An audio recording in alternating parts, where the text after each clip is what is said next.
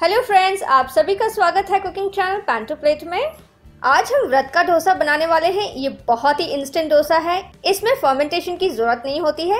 आप इसमें आयोडाइज नमक का भी इस्तेमाल कर सकते हो अगर व्रत के लिए आपको नहीं बनाना हो तो। जैसे कि आपको पता ही है कि अगर आपको मेरी रेसिपी पसंद आए तो डेफिनेटली लाइक, सब्सक्राइब, शेयर और नोटिफिकेशन बेल बटन ऑन करना ना भूलिए डेली रेसिपीज अपडेट के लिए। तो चलिए बनाना शुरू करते हैं झटपट यानी कि इंस्टेंट साबूदाना डोसा। हमने यहाँ पे 1 कप समा के चावल लिए हैं। हमने इसे पानी में अच्छे से धो लिया है और 2 कप गर्म पानी में समा के चावल को भिगो के रखा है 1 घंटे के लिए। देखिए ये काफ़ी आसानी से मसल रहे हैं, ये काफ़ी मुलायम से हो चुके हैं। और हमने यहाँ पे 2/3 कप साबूदाना को पानी में भिगो के रखा था। जितना साबूदाना का लेवल था उतने ही लेवल पानी डाला था। तो देखिए ये काफ़ी खिले खिले से हो चुके हैं, ये चिपक नहीं रहे हैं। अब हम समा के चावल से पानी निकाल लेंगे पूरी तरह से। इस चावल को हम साबूदाने की कटोरी में डाल के अच्छे से मिला लेंगे।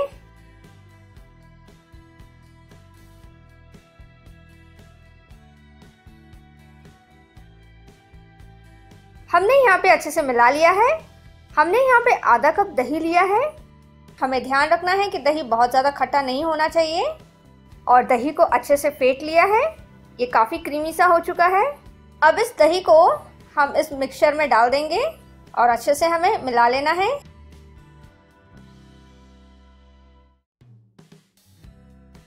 अच्छे से मिलाने के बाद हम इसे मिक्सर ग्राइंडर में डाल देंगे और बहुत ही फाइन पेस्ट कर लेंगे।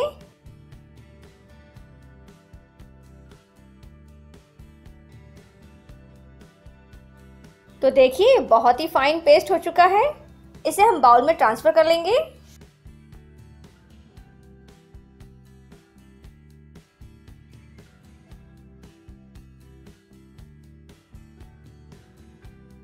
अब यहाँ पे हम 2 टेबलस्पून राजगीरा का आटा डाल देंगे, यानी कि अमरंत का आटा। आप यहाँ चाहो तो कुट्टू का आटा भी डाल सकते हो। इसे अब हम बहुत ही अच्छे से फेंट लेंगे।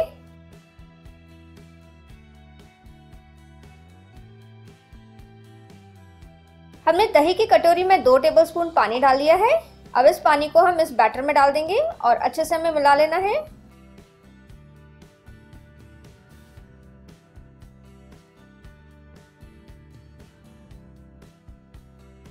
जैसे कि इसकी कंसिस्टेंसी परफेक्ट नहीं है तो फिर से हम 2 टेबलस्पून पानी डाल लेंगे और इसे अच्छे से मिला लेंगे।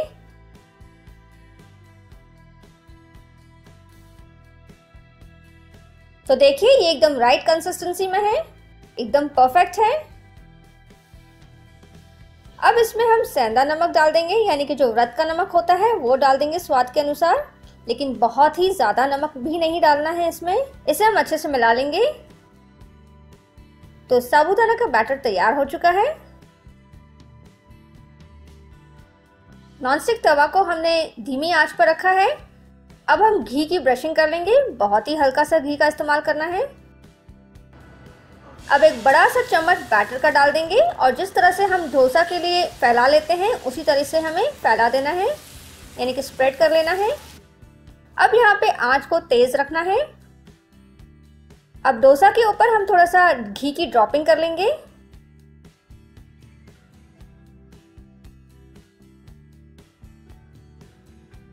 आप देख सकते हो यहाँ पे ब्राउन टेक्सचर आ चुका है डोसे पर। अब इसके ऊपर आलू की फिलिंग डाल देंगे इस तरह से। हम यहाँ पे पूरे डोसे पे फैला नहीं रहे हैं। आलू की जो फिलिंग मैंने तैयार की है वो किस तरह से बनाया है और इसके रिक्वायर्ड इंग्रेडिएंट्स क्या है वो डिस्क्रिप्शन बॉक्स में मैंने दे दिया है, तो आप उसको फॉलो अप कर लीजिए। अब हमें डोसा को इस तरह से फोल्ड कर लेना है। तो गर्मा गर्म साबूदाने का डोसा तैयार हो चुका है। इसी तरीके से हम बाकी के भी साबूदाने के डोसे तैयार कर लेंगे।